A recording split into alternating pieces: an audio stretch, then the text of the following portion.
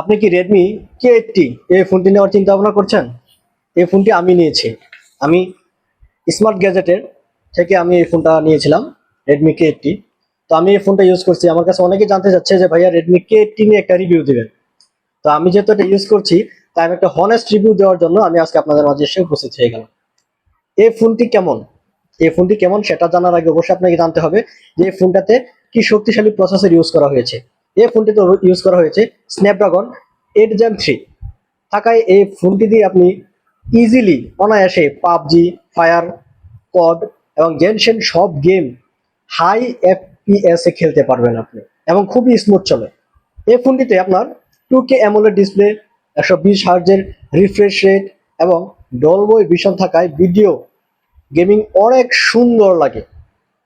এবং এই ফোনটির বিষয়ে যদি আরেকটা কথা বলি, সেটা হচ্ছে আপনার মনস্টার ব্যাটারি। রেডমি K80 সিরিজের সবচেয়ে বড় ব্যাটারি এটাতে ইউজ করেছে 6550 mAh এর ব্যাটারি।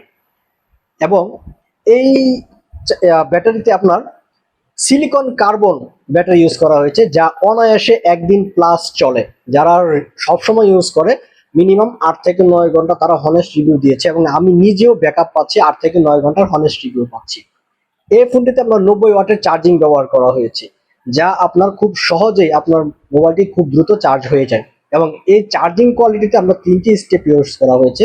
স্ট্যান্ডার্ড স্ট্যান্ডার্ড রাখলে আপনার চার্জারটা খুব ভালো হয়, মানে আপনার স্ট্যান্ডার্ড স্মুথলি ওঠে। এবং এই বিল্ড কোয়ালিটি, এই ফোনটির বিল্ড কোয়ালিটি প্রিমিয়াম, IPS 68 এবং 69 ওয়াটার রেসিস্ট্যান্স এবং গরিলা গ্লাস 7i আছে। এবং এই ফোনটিতে আপনার দুই দিকে স্টেরিও স্পিকার আছে, যা আপনার মোবাইলটাকে আরো সুন্দর এবং সাউন্ড কোয়ালিটি বেস্ট করে তোলে। এবং আপনার এই মোবাইলের ভাইব্রেশন খুবই ভালো, ভাইব্রেশন খুবই ভালো। খারাপ দিকও আছে আপনার, তখন যে মোবাইলটার যে দিকটা আলোচনা করলাম সেটা হচ্ছে আপনার ভালো দিক, তেমন খারাপ দিকও আছে। আমি এই মোবাইলটা ইউজ করে যে খারাপ দিকগুলো পেয়েছি সেগুলো আমি আপনাদের মাঝে তুলে ধরছি। আপনি যদি ক্যামেরার জন্য নিয়ে থাকেন তাহলে আমি সাজেস্ট করবো এই ফোনটি আপনার জন্য না, কারণ এই ফোনটি আপনার ক্যামেরা ফ্ল্যাগশিপে নেই। যদি ফ্ল্যাগশিপের জন্য আপনি ক্যামেরা নিতে চান তাহলে অবশ্যই আপনার জন্য আইগো সিরিজ অথবা রেডমি ফ্ল্যাগ সিরিজের যে ফোনগুলো আছে আমি সেগুলো নিতে পারেন। গ্লোবাল না হওয়ায় আপনার এই ফোনটিতে নেটওয়ার্ক কানেকশন খুবই দুর্বল, মাঝে মাঝে অনেক স্লো হয়ে যায়, 5G অনেক সময় পাওয়া যায় না। এবং আরেকটা অসুবিধা হচ্ছে আপনার এই ফোনটিতে ওয়্যারলেস চার্জিং ব্যবস্থা নেই, যার কারণে আপনার ওয়্যারলেসে আপনি চার্জ দিতে পারছেন না। আমার কাছে যদি আপনারা মতামত চান যে আমরা তো এই মোবাইলটা নিতে চাচ্ছিলাম, মতামত কি? আমার হিসেবে মতামত যদি আমি দিতে চাই, তাহলে আপনাকে অবশ্যই gaming, strong battery, premium display এবং হাই পারফরমেন্স যদি আপনি চিন্তা করেন তাহলে রেডমি K80 আপনার জন্য খুব ভালো চয়েস। এবং তাছাড়া যারা ভাবছেন যে আমি তো লং টাইম গেম খেলি, হেভি অ্যাপস ইউজ করি, তারাও এই ফোনটি নিতে পারেন, কারণ এখানে আপনি লং টাইম যখন গেম খেলেন তখন আপনার এই মোবাইলটি হালকা গরম হয়।